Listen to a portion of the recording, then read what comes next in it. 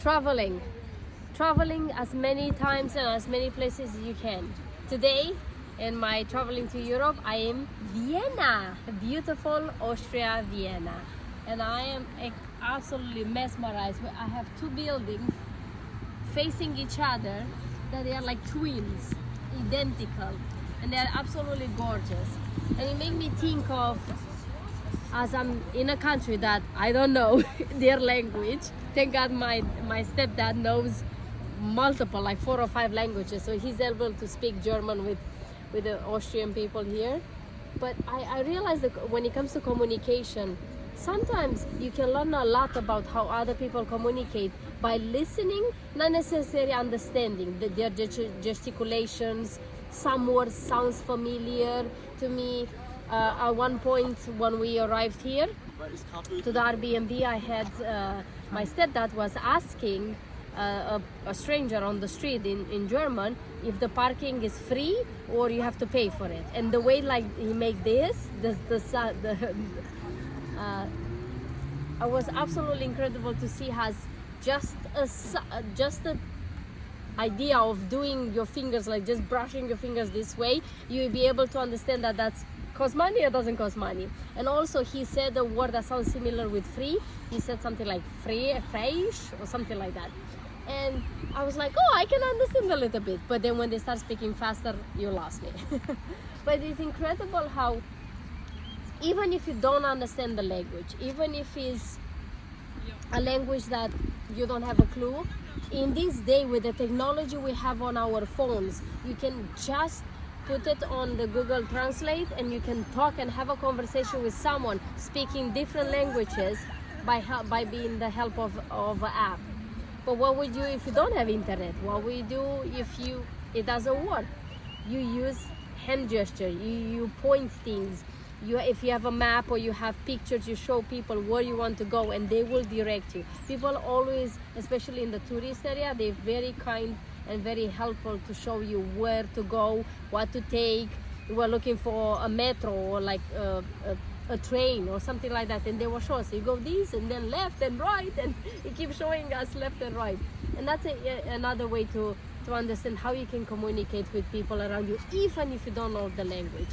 But when it comes to communication, sometimes there are different kind of communication, and I look at these beautiful buildings, how they were built, what people had in their mind, what did they decide to create when they thought about creating this, building this.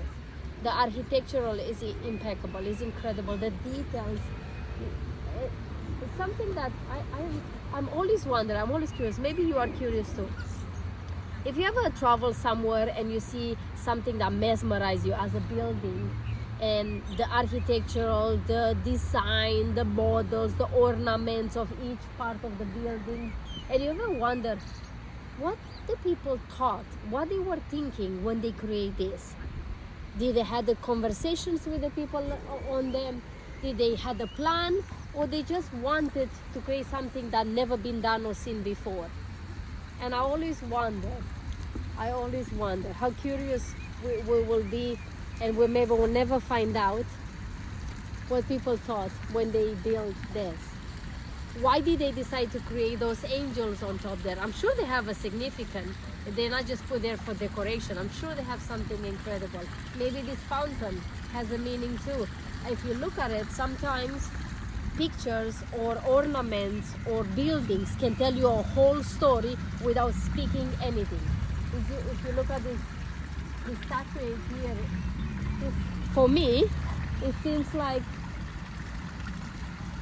a man and a woman. They're going fishing or something. I don't know what they're doing. Oh, he's in a boat. Seems like he's in a boat going. But then there are like crocodiles with babies and fishes coming things out of their mouth. It's incredible. But I want to show you on the other side. Let's turn around. Look at that building. Look at that monument. I believe it's a monument or something. You have multiple, you have like a king or queen. She looks like a queen. And then horses, guys on horses. is to honor someone, to honor a person by having a huge monument in the plaza. And I'm sure he has a story too that I will gonna find out. I don't have much words today. I'm just mesmerized by these buildings.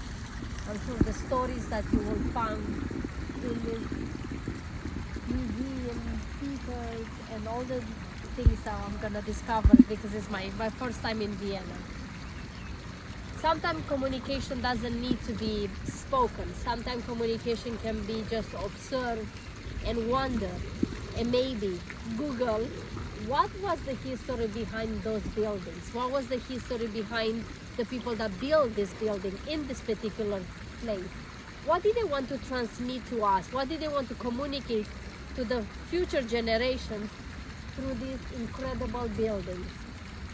Is always a question. We'll maybe never know. Thank you so much for watching. I will keep you updated with some history on some things that I will try to find out of these buildings and the rest of the beautiful architectural here in Vienna. Share this video with someone that needs to hear today, and I will see you tomorrow. Until then, you know the deal. Live your life like it's truly, truly yours. Bye-bye.